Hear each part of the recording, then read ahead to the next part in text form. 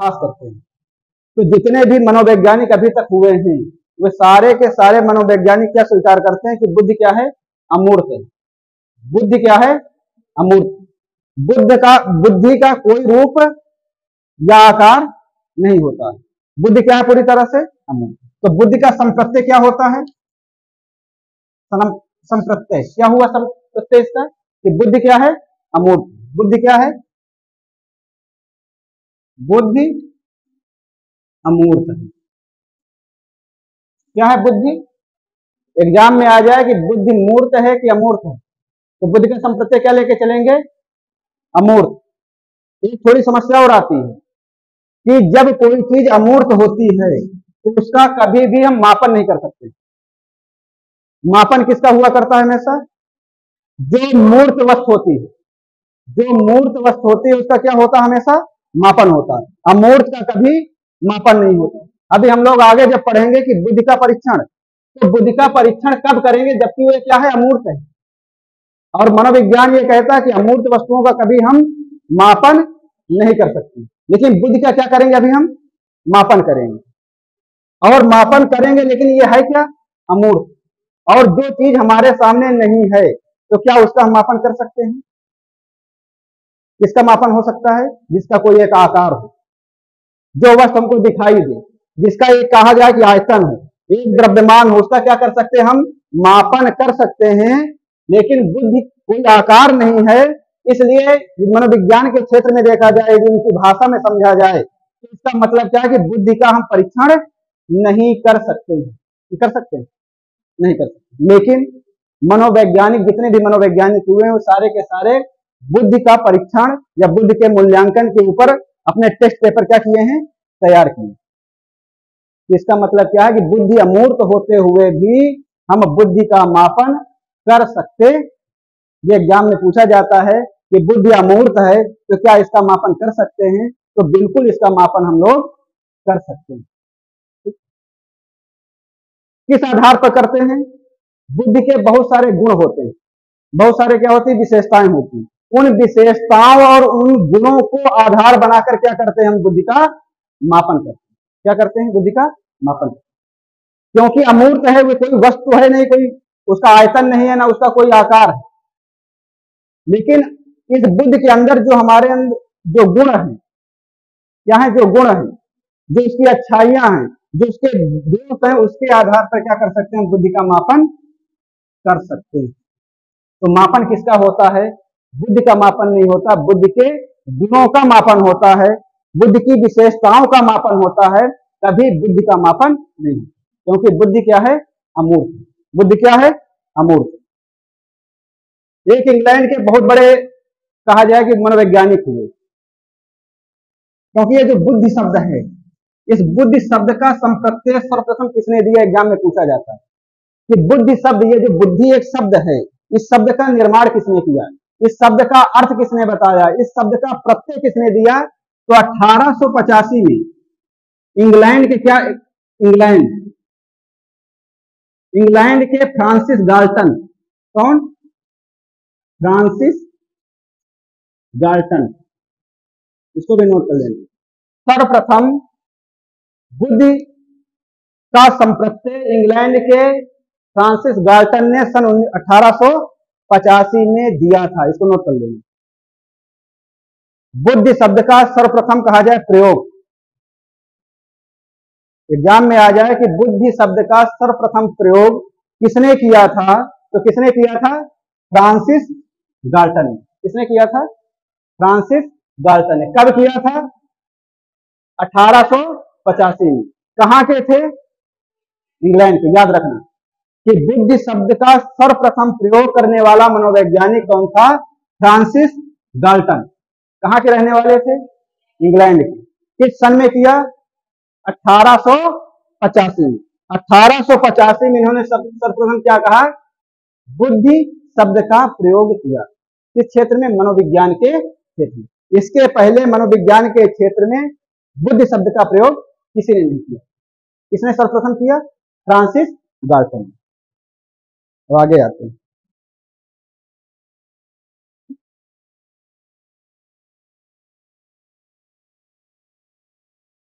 अब आता है कि बुद्धि की परिभाषाएं क्या आती हैं। बुद्धि की परिभाषाएं, परिभाषाएं, बुद्धि की परिभाषा। जितने भी मनोवैज्ञानिक अभी तक हुए हैं, उन्होंने बुद्धि को 3 भागों में डिवाइड करके अपनी परिभाषाओं का निर्माण किया है। कितने भागों में डिवाइड करके? 3 भागों में। 3 भागों में उन्होंने क्या किया? डिवाइड किया। और डिवाइड करने के बाद मनोविज्ञान की परिभाषा का क्या किया? उन्होंने निर्माण किया। सबसे पहला उन्होंने लिया कि सीखने की योग्यता क्या है। किसमें? सीखने की योग्यता। दूसरा क्या लिया? अमूर्त चिंतन।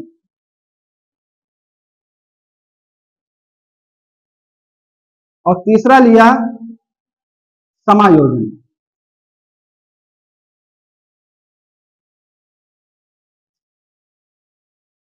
परिभाषाओं का निर्माण किन बिंदुओं पर निर्धारित किया गया?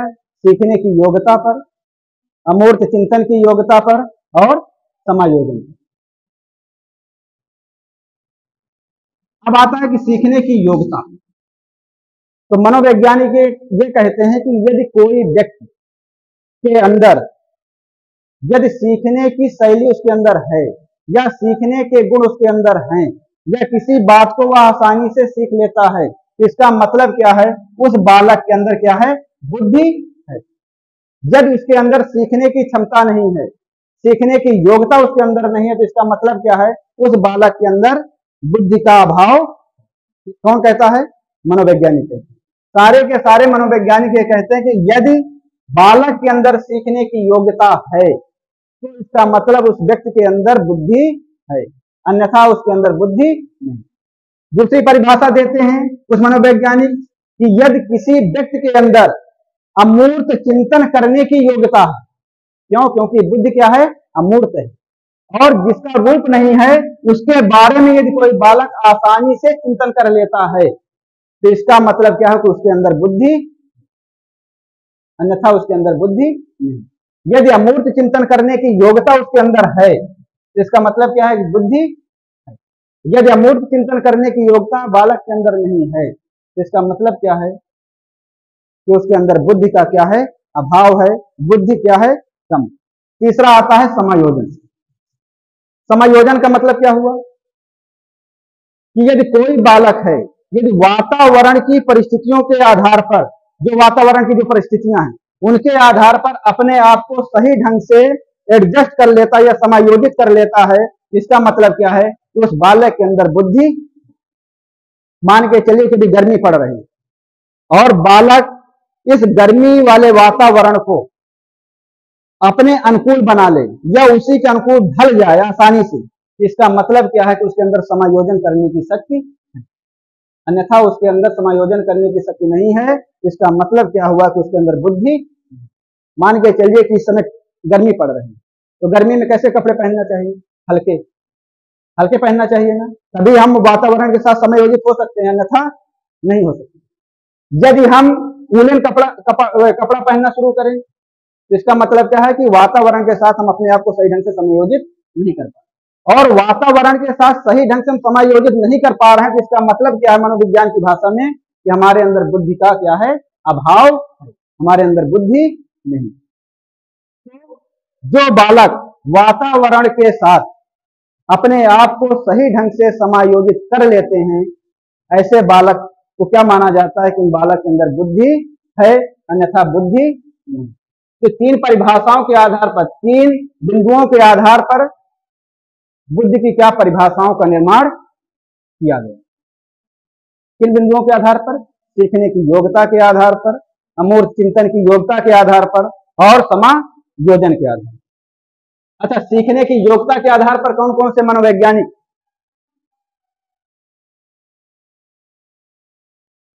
कौन कौन से मनोवैज्ञानिक जो हैं वे ये मानते हैं कि बुद्धि क्या है? सीखने की योग्यता। कौन कौन से मनोवैज्ञानिक हैं जो ये मानते हैं कि सीखने की योग्यता ही क्या है? सीखने की योग्यता। कौन कौन से मनोवैज्ञानिक ये मानते हैं कि सीखने की योग्यता ही बुद्धि है, तो सबसे पहला नाम आता है बकिंघम। किनका नाम आता है? बकिंघम का। और किनका नाम आता है? फ्रीमैन का। किनका आता है? फ्रीमैन। फ्रीमैन। और किसका आता है नाम? काल्विन। नोट कर लेना इसको। सीखने की योग्यता के आधार पर किन कौन कौन से मनोवैज्ञानिक यह स्वीकार करते हैं कि बुद्ध की परिभाषा सीखने की योग्यता पर आधारित है? तो सबसे पहला नाम आता है बकिंघम का,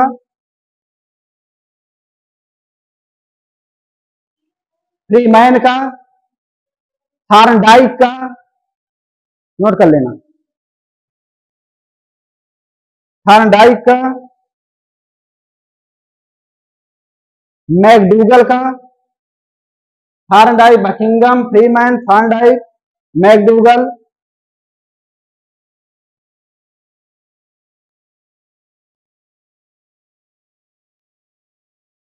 और Dearborn. Dearborn. Dearborn. Buckingham, Freeman, Thorndike, Thorndike, Dearborn. ये चार मनोवैज्ञानिक क्या मानते हैं कि बुद्धि क्या है? सीखने की योग्यता है। यदि सीखने की योग्यता का अभाव है तो इसका मतलब क्या है कि हमारे अंदर बुद्धि नहीं। कौन कौन से मनोवैज्ञानिक मानते हैं? एग्जाम में पूछा जाता है कि बकिंघम स्वीकार करते हैं बुद्धि को सीखने की योग्यता के रूप में, कि समायोजन की क्षमता के रूप में, या मूर्त चिंतन की योग्यता के रूप में, कि मूर्त चिंतन की योग्यता के रूप में, इसमें स्वीकार करते हैं सीखने की योग्यता में। आ जाए कि थॉर्नडाइक स्वीकार करते हैं, तो कहां पे निशान लगाओगे? सीखने की योग्यता। आ जाए कि डियर बार्न बुद्धि को स्वीकार करते हैं सीखने की योग्यता। क्लियर हुआ यहां तक? अब आते हैं अमूर्त चिंतन की योग्यता।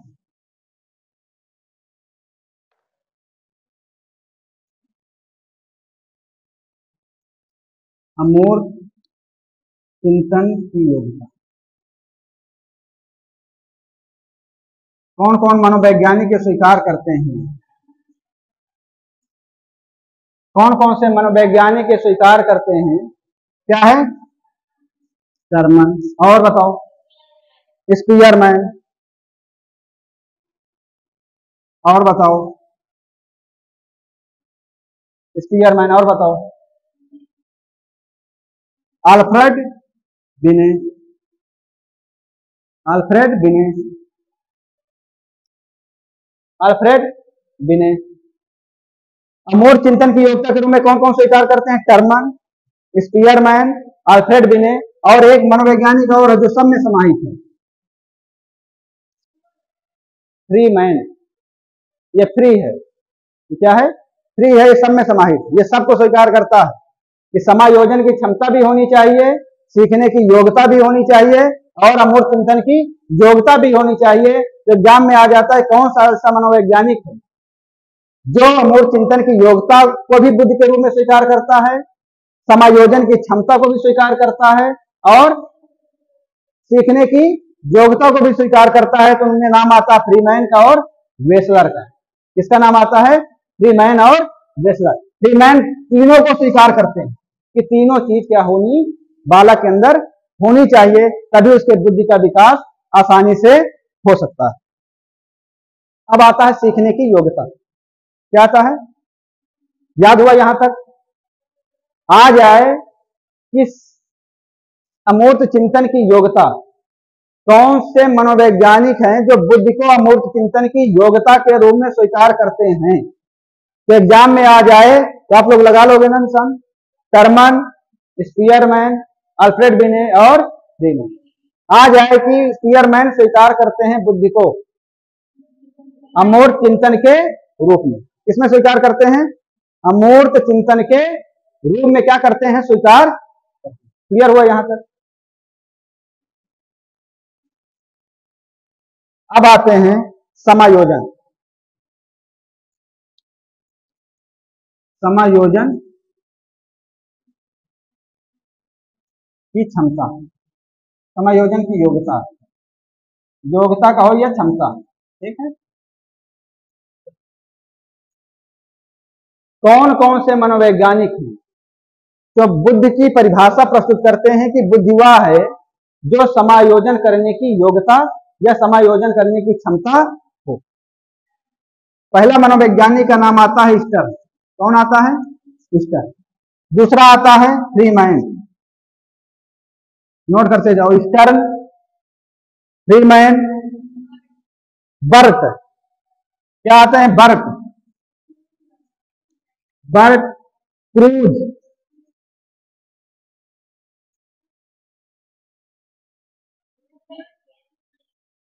Cruise, Bert, Stern, Freeman.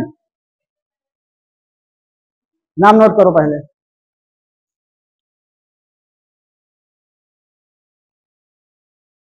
समायोजन की योग्यता को कौन स्वीकार करता है?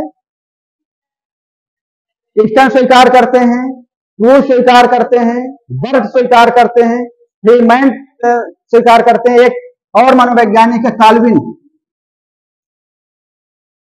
कौन मनोवैज्ञानिक है? काल्विन। ये मनोवैज्ञानिक क्या कहते हैं कि बुद्धि क्या है? समायोजन की योग्यता। बुद्धि क्या है? समायोजन की योग्यता। कौन कौन से? क्रूज हो गए, बर्ट हो गए, स्टर्न हो गए, फ्रीमैन हो गए और काल्विन। याद हुआ? यहां से आ जाए कि काल्विन स्वीकार करते हैं बुद्धि को, तो किस रूप में स्वीकार करते हैं?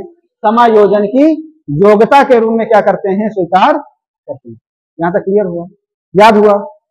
इसको नोट करोगे। फ्रीमैन तीनों में। हाँ, वेस्लर। हो गया यहां तक? यहां तक क्लियर हुआ? याद हो जाएगा कि नहीं याद होगा? हाँ, ना समझ में आ रहा हो तो फिर से पूछो। अब आता है तीनों परिभाषाओं व तीन बिंदुओं के आधार पर परिभाषाओं का निर्माण हुआ। ठीक है। अब आते हैं परिभाषाएं। सबसे पहली परिभाषा हम ले लेते हैं फ्रीमैन की।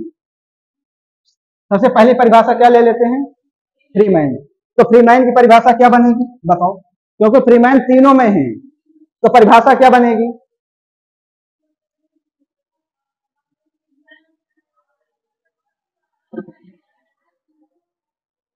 बताओ क्या लिखेंगे? बुद्धि नहीं, बुद्धि समायोजन। नोट करो, बुद्धि समायोजन सीखने की योग्यता, सीखने की योग्यता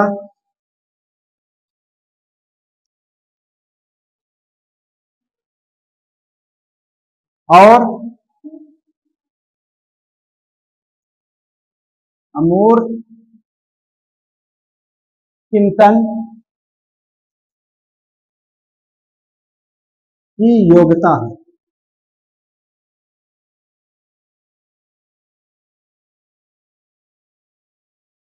क्या लिखोगे परिभाषा फ्रीमैन के अनुसार? बुद्धि समायोजन। क्यों ऐसे लिखा जा रहा है? क्योंकि फ्रीमैन जो है ये क्या है? तीनों बिंदुओं को क्या करते हैं? स्वीकार करते हैं। बुद्धि समायोजन, सीखने की योग्यता और अमूर्त चिंतन की योग्यता। ठीक है। सीखने की योग्यता की जगह पर यह भी लिख सकते हो अधिगम। ठीक है, अधिगम माने क्या होता? सीखना। बुद्धि समायोजन, अधिगम और अमूर्त चिंतन की योग्यता है। ठीक है।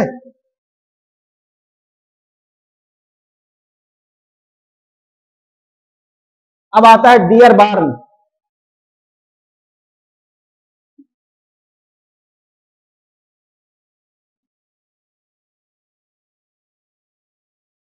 डियर बार्न ये क्या कहते हैं कि बुद्धि, बुद्धि सीखने,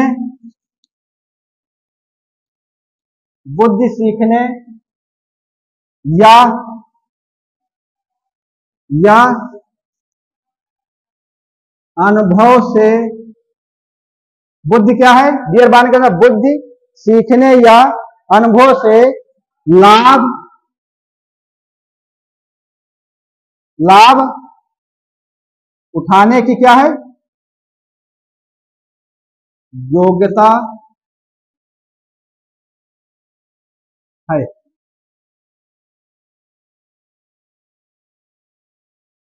बुद्धि सीखने या अनुभव से लाभ उठाने की क्या है? योग्यता है। नोट करो इसको। इन्होंने कहा डियर बान ने कि बुद्धि क्या है? सीखने और अनुभव, जो हम अधिगम करते हैं और जो अनुभव करते हैं उसके द्वारा जो हम लाभ अपने जीवन में उठा लेते हैं तो क्या कहलाता है? बुद्धि। वो क्या कहलाता है? बुद्धि। क्या कहलाता है? बुद्धि। अगली परिभाषा लिखिए बकिंघम के अनुसार।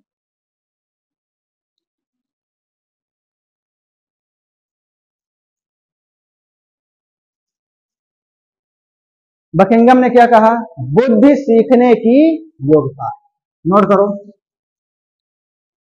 बुद्धि सीखने की